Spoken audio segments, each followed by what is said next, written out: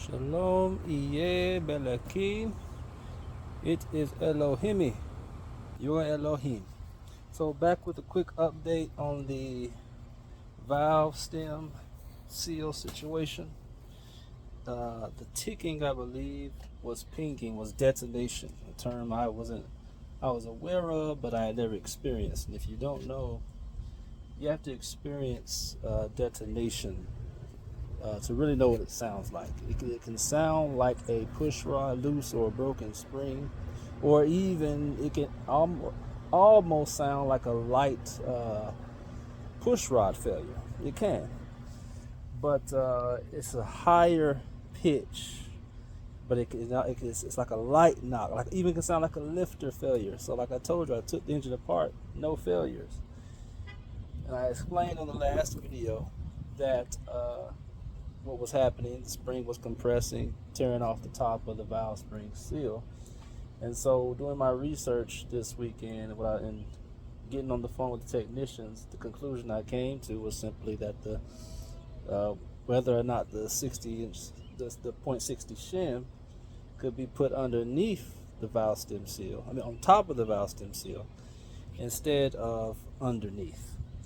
And forgive my camera on this side, it's got some dirt on it. I've been out here working. When I flip it, you'll be able to see just fine. So forgive me for that. But as you can see, I have now flipped the seal. I've removed the old seals and cleaned it up. And I've put the seals how they originally come OEM, which is all the way down in the valve seat. And I'm taking the shims and I'm putting the shims on top. Now, here's what, and this should eliminate, raise it up just enough where it'll eliminate the spring collapsing and tearing off the top. Now, important piece of information before I let you go. Let my camera's back to clean again. Interesting. On talking to the technician, the guy, and they made a mistake. I'm going to see if maybe I can get a discount or something, because they did make a mistake after all in telling me this. He said that the VVT engines, like the 5.7, right, in certain years you have to know your engine, are the ones that you have to put the shim underneath the valve stem.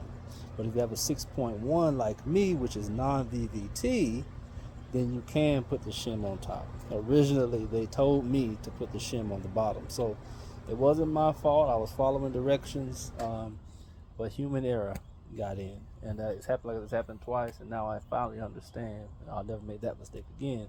But it depends on your engine application. So there you go.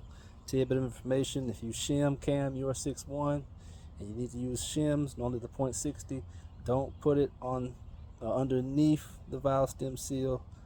Put it on the top. All right.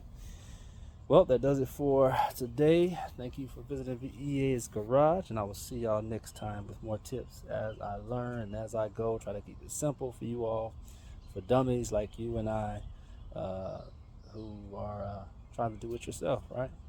So, all right. Shalom, Elohim, yo Elohim. See y'all next time. Shalom.